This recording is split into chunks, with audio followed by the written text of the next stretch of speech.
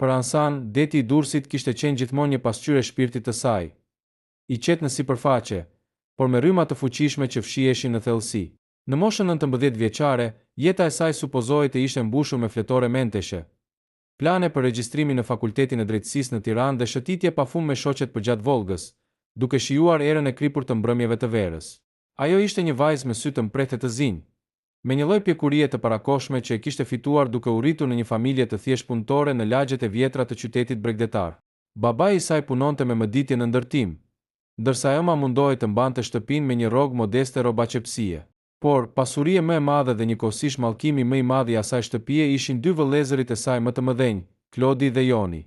Gjithçka nisi si një lojë e rrezikshme rrugësh.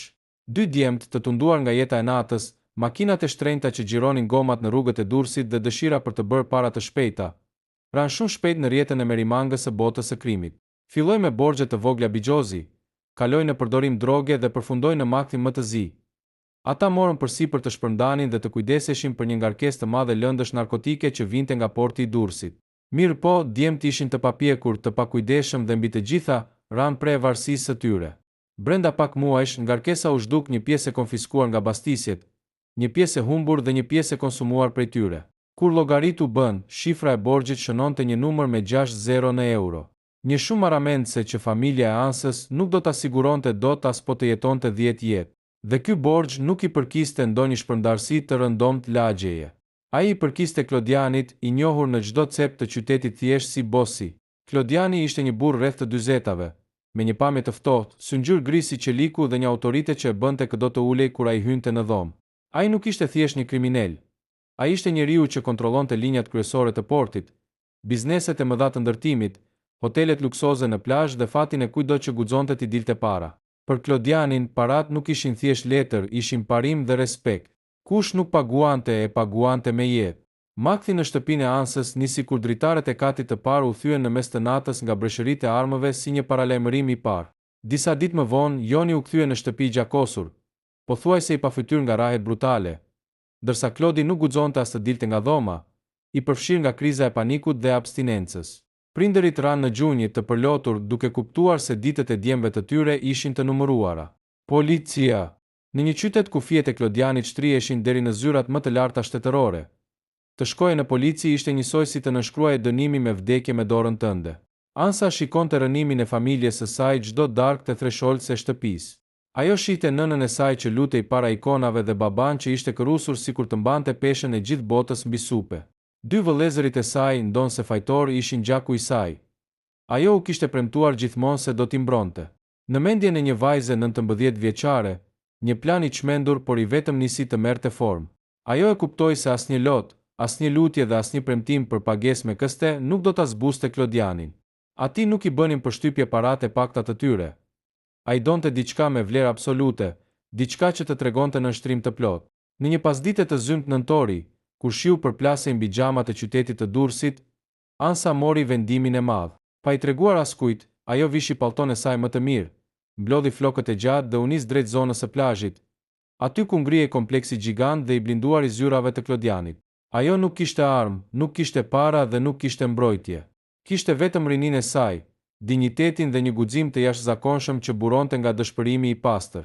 Kur mbërriti te hyrja e rrethuar me roje të armatosura, djemt me syze të zeza e pan metalje.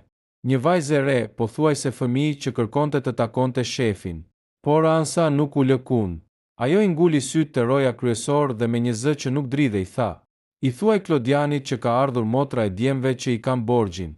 Kam ardhur t'i dorëzoj garancinë e fundit që i kam mbetur asaj familjeje." Pas disa minutash përshpëritjesh në radio dhe një kontrolli të rrept sigurie, dyert e rënda prej xhami u hapën. Ansa filloi të ngjiste shkallët drejt zyrës së katit të fundit, duke ditur se çdo hap që bënte po e largonte nga rinja e saj e pakujdesshme dhe po e hidhte drejt gojës së ujkut. Kur dyert e rënda të drurit të arës u hapën, Ansa u gjen në një zyrë gjigande që mbante erë lëkurë të shtrenjtë, cigare puro dhe parfumin e rëndë të pushtetit. Përballë saj, pas një tavoline masive xhami të zi, qëndronte ai. Klodiani nuk ishte i veshur si kriminalet e rëndomt të lagjes. Mbante një kostum të qepur me porosi, pa kravat dhe këmishën e zbërthyer lehtë të qafa. Flokët e tij të zbardhur paksa në tëmtha dhe shikimi i ftohtë llogaritës i jepnin pamjen e një njeriu që kishte parë dhe kishte bërë gjithçka. Për rreth një minutë në dhomë mbretëroi një heshtje mbytëse. Klodiani as nuk lëvizi. Ai thjesht e vështroi ansan nga kokat e këmbët me atë qetësinë e frikshme të një maceje të madhe të egër që vëre një pre që ka hyrë vetë në territorin e saj. Pra, ti e motra atyre dy dështakëve, tha ai më në fund me një zë të ulët e të thyer duke ndezur një puro. Mendoja se do të dërgonin baban për të lypur mëshirë ose ndonjë mik me influencë, por pas kanë dërguar një fëmijë. Nuk e din që unë nuk bëj bamirësi. Nuk më dërgoi askush. Erdha vet, u përgjigja Ansa. Zëri i saj ishte i qëndrueshëm, megjithse për brenda ndjente sikur zemra po i rrite aq fort sa mund t'i çante kraharorin. Ajo bëri disa hapa para duke mos ia ndarë syt për asnjë sekond. Dhe nuk erdha për të lypur mëshirë, erdha për të shlyer borxhin. Klodiani lëshoi një të qeshur të shkurtër, të ftohtë që nuk i arriti kurrë të syt. Të shlyesh borxhin? Vajze dashur, vëllezërit e tu më kanë mbi €500.000. Çfarë ke për të më ofruar? Shtëpinë tuaj të vjetër që nuk vlen as goma e makinës sime? Apo kursimet e babait tënd? Ansa mori frymthell, shtrëngoi grushtet brenda xhepave të palltos për të ndaluar dridhjen e duarve dhe hodhi bigjozin më të madh të jetës së saj. Kam veten time. Unë jam 19 vjeç, e virgjër me një emër të pastër në këtë qytet. Nuk kam qenë kur pjesë e rrugëve dhe nuk jam njollosur nga askush. Ti ke para, ke makina, ke ushtar që të binden, por të gjithë në Durrës e din se kush je dhe si ke bërë ato para. Ti nuk ke një familje të respektueshme. Nuk ke një grua që mund ta nxjerrësh para biznesmenëve të huaj apo nëpër darkat e rretheve të larta pa të parë me përbuzje. Unë të ofroj jetën time, rinin time dhe emrin tim. Unë bëhem e jotja, martohem me ty. Në shkëmbim, ti fshin çdo qindar të borxhit dhe nuk i prek më vëllezërit e mi. Puroja e Klodianit mbeti pezull në ajër. Për herë të traveled në karrierën e tij të gjatë të përgjakshme, dikush e kishte lënë pa fjalë. Ai u ngrit ngadalë nga karrigia e tij e lëkurës dhe eci drejt saj. Çdo hap i tij rëndonte mbi dy sheme.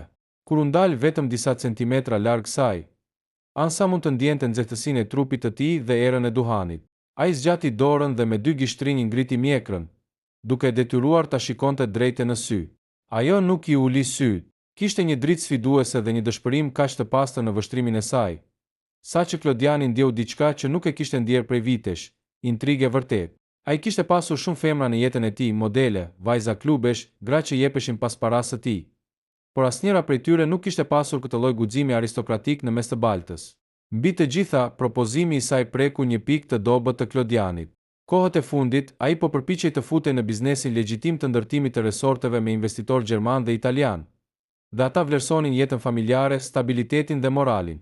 Një martesë me një vajzë të re, vendase, studente dhe pas një lidhje me botën e krimit, ishte pikërisht fasada e përsosur që i duhej për të pastruar imazhin e tij. Klodiani u largua një dy hapa, e vështroi sërish dhe një buzëqeshje e hollë, e rrezikshme i u shfaq në buzë. Je e guximshme, vogëlushe. Ose e çmendur, tha ai duke ulur përsëri në tavolinën e tij. Por propozimi yt ka sens biznesi. Megjithatë, unë i vendos kushtet e mia. Marrëveshja është kjo. Unë po ua fal jetën dhe borxhin. Por ata nuk qëndrojnë më në Durrës as në Shqipëri. Brenda 48 orëve, njerëzit e mi do t'i hipin në një avion për në Gjermani. Unë do t'u siguroj një punë të thjeshtë atje sa për të mbjetuar. Por po shkelem përsëri në këtë qytet, marrëveshja bie dhe ata janë të vdekur. Sa për ty, javën tjetër shpallim fejesën. Do të mbyllësh çdo kontakt me jetën tënde të vjetër. Ti tani i përket botës sime. Ansa ndjeu një guralec të rënd që i ra nga zemra, por me njëherë një tjetër edhe më i madh u vendos aty. Vëllezërit e saj do të jetonin. Familja e saj do të shpëtonte. Por çmimi ishte në shkrimi një pakti me vetë djallin e Durrësit, dhe ajo sapo kishte shitur shpirtin e saj. Pranoj, tha ajo me zë të ulët, duke zgjatur dorën drejt tij për të vulosur fatin e saj të ri. Nëse dikush do t'i thoshte Ansës disa muaj më parë se ajo do të vishte një fustan nuseje të qepur nga stilistët më të njohur të Milanos, ajo do të qeshte me ironi. Por ja ku ishte, e vendosur para një pasqyre gjigande me kornizë ari, e rrethuar nga rroba qepse që i rregullonin vellone gjatë prej dantelle, ndërsa jashtë dritare shtrihej pamja madhështore e detit Adriatik. Ishte dita e dasmës së saj. Klodiani nuk kishte kursyer asgjë. Për të, kjo martesë nuk ishte thjesht një akt zyrtar, por një deklaratë e hapur pushteti drejtuar të gjithë rivaleve dhe aleatëve të tij. Dasma u organizua në një nga hotelet më luksoze në Bregdetin e Durrësit, i cili u bllokua plotësisht nga masat e rrepta të sigurisë. Burra me kostume të errta dhe dëgjuese në vesh kontrollonin çdo makinë që hynte në perimetër. Të ftuarit ishin një përzierje e çuditshme dhe e frikshme e shoqërisë shqiptare. Politikanë me influencë, gjyqtar, biznesmen të fuqishëm, por edhe figura të njohura të botës nëntoksore që lëviznin me makina të blinduara.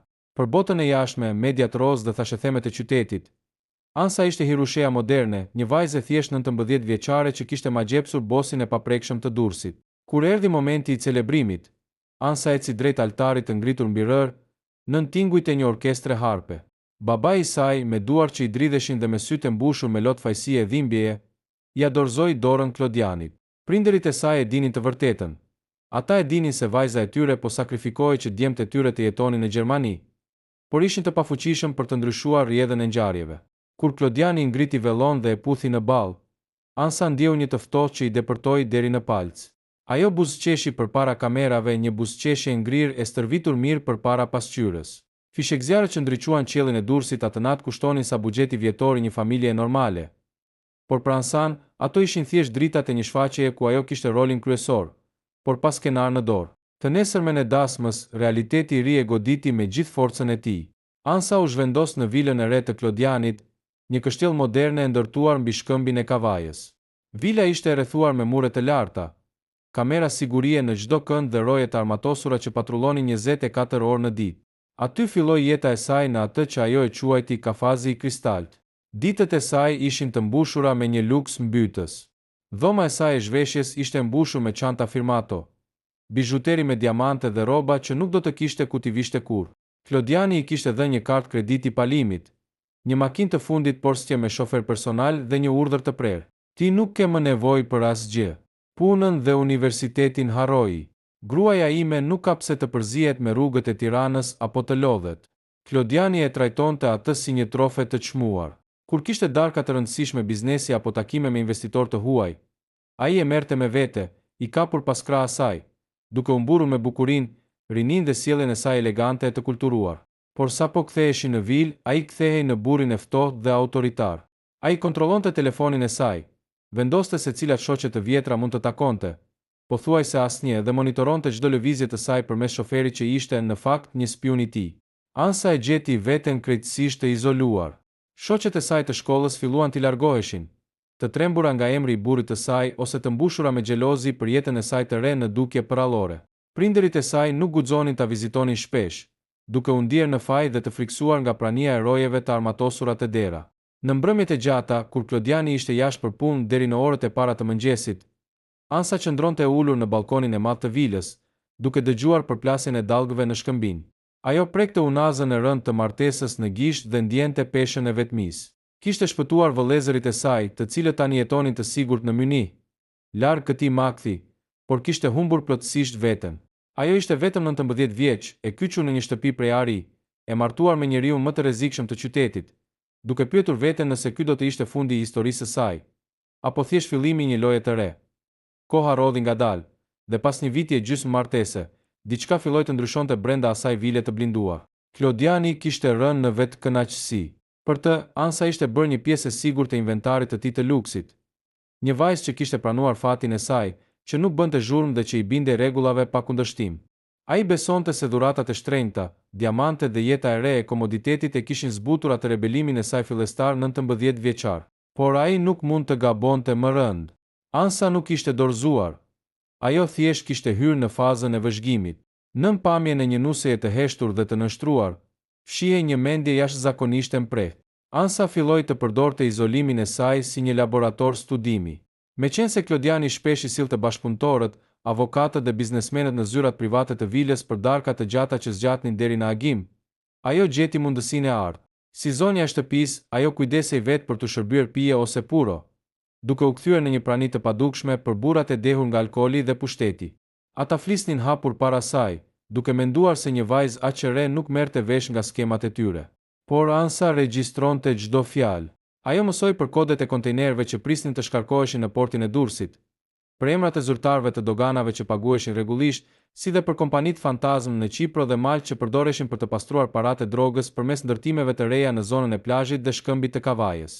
Nëse dëshiron të mposhtësh një bish, duhet të mësosh se si merr frym, i thoshte ajo vetes natën, duke shënuar në mendje çdo detaj që dëgjonte.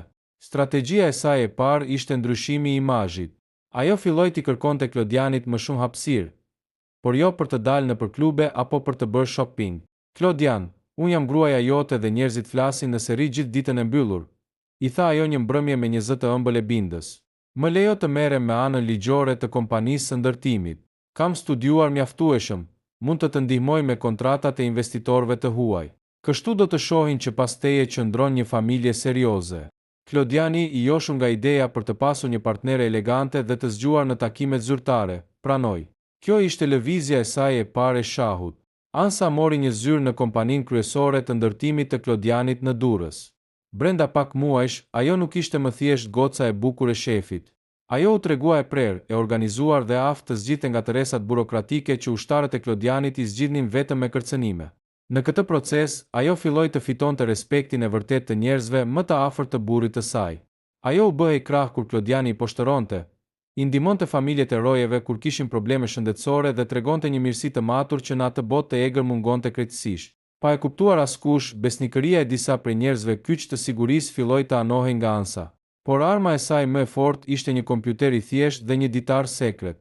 Pasi fitoi qasje në dokumentet zyrtare të bizneseve, ajo filloi të kopjonte dhe të arkivonte transaksione bankare, kontrata të falsifikuara dhe transferta të dyshimta parash. Çdo fundjavë, kur udhëtonte Gjoja për të vizituar prindërit e saj, ajo përdorte pajisje të sigurta dhe rrjete të kriptuara për të dërguar informacione anonime te një njësi speciale e hetimit të krimit ekonomik që po ngrihej në Tiranë me mbështetjen e ndërkombëtarëve. Ansa nuk ishte më viktima 19 vjeçare që kishte hyrë në atë zyrë duke dridhur duar. Tani, në moshën 21 vjeçare, ajo kishte marrë në dorë frenat e lojës. Ajo jetonte me të njëjtin burr, ndante të njëjtën tryezë me të, por çdo ditë më shumë po ndërtonte me kujdes rrjetën që do të kapte vetë peshkun e madh të Durrësit. Ajo po shndërrohej nga një peng në një lojtare të rrezikshme, duke pritur vetëm momentin e duhur për të bërë goditjen përfundimtare. Etapa 5: Çlirimi dhe agimi i ri. Në pranverën e vitit të tretë të martesës, tensioni në Durrës mund të prekej me dorë. Fal skedarëve të koduar dhe provave të pakundërshtueshme që ansa kishte dërguar muaj pas muaji, struktura e posaçme kishte ndërtuar një dosje prej Qeliku. Porti i Durrësit ishte në vëzhgim të rrep ndërkombëtar. Llogaritë bankare të kompanive fantazm në Çipër u bllokuan njëra pas tjetrës dhe emrat e zyrtarëve që Klodiani kishte në xhep filluan të dilnin në urdhër arreste. Perandoria e tij po shembej si një kështjell rëre nën goditjen e dallgëve. Klodiani ishte kthyer në një bish të plagosur. Ai kalonte net të tëra pa gjumë në zyrën e vilës, duke pirë pafund dhe duke u lëritur në telefon me avokatët e tij.